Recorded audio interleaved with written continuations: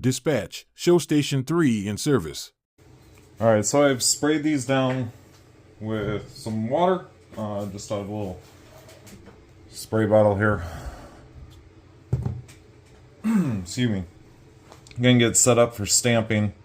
This one selected a Maltese stamp and then their name. So when setting this up, because I make my adjustables in two different sizes, I know where my measurement is so that it's centered in the back as best as possible. I do that off of the middle hole on the adjustable. That's why I say as best as possible, because obviously it'll change position depending on which hole you're actually using. So I base it off the middle. I want to find where the center of this name and stamps are going to go, how many ever they're choosing. So for this one I use there.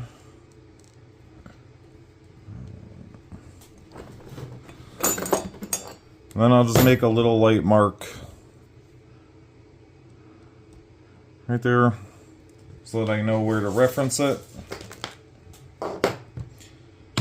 So they want Maltese and then their name. So these are stamps I use, RSFX stamps. Had these ones set up for vertical stamping and got two sets because I ran into too many times of names with double letters. That I had to keep moving stuff around, it was getting misaligned, so I don't keep it very well organized, they're kind of all in there. So I got to search through a little bit. It's not a big deal, you can put them in a container however you want so you can get to them easier. If I was doing huge volumes, this would probably get pretty tedious and add a lot of time. I like taking my time working on them, so I'm okay with this way right now. We'll speed up through this part. No sense in you watching me. Just dig.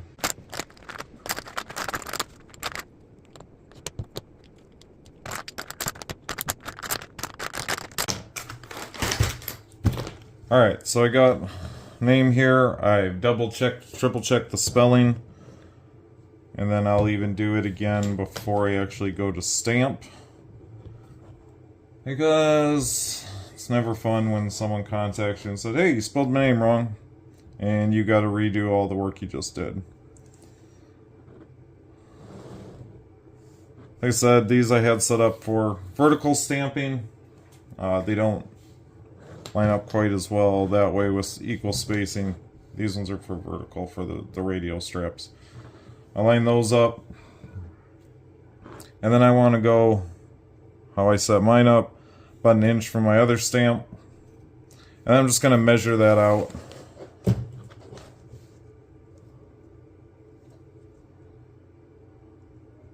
And of course it comes out to nice, even round numbers that are easy to divide. So I've got 10 3/4 there. It's nice and fun to figure out where I'm actually going to have this set up.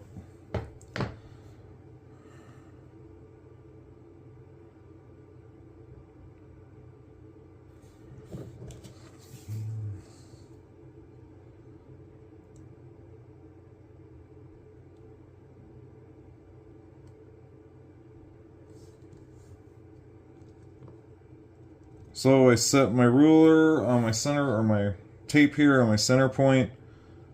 This one's 5 3/8.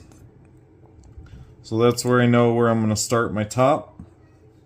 Be in the middle, continue on down. Set it there. Set I go an inch down.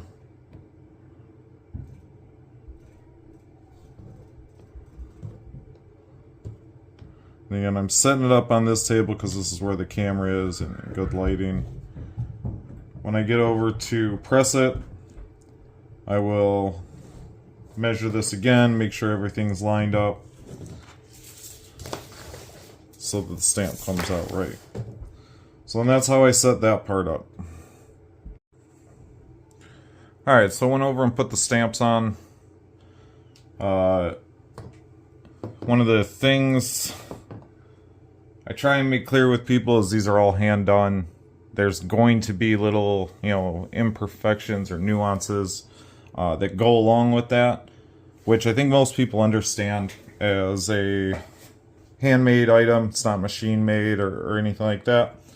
You're gonna make mistakes though. I made one just here, and you're gonna end up having to eat that piece of leather. So when I was stamping, you can see I didn't have it quite lined up enough. To me, this isn't a little handmade nuance. That's a mistake. So I actually went out and fired out another one that corrected that there. Because as that stitching goes through, it's going to cut through that paint. The other one, it just barely grazes it. That's how it should be. So yeah, that one is going to be that. Make the mistake, learn. This will probably get thrown in the template list, or this is actually a buddy of mine, so I may even ask him if he just wants a second one and is okay with that. But I would not, that is not the end product I'm going to be delivering to him.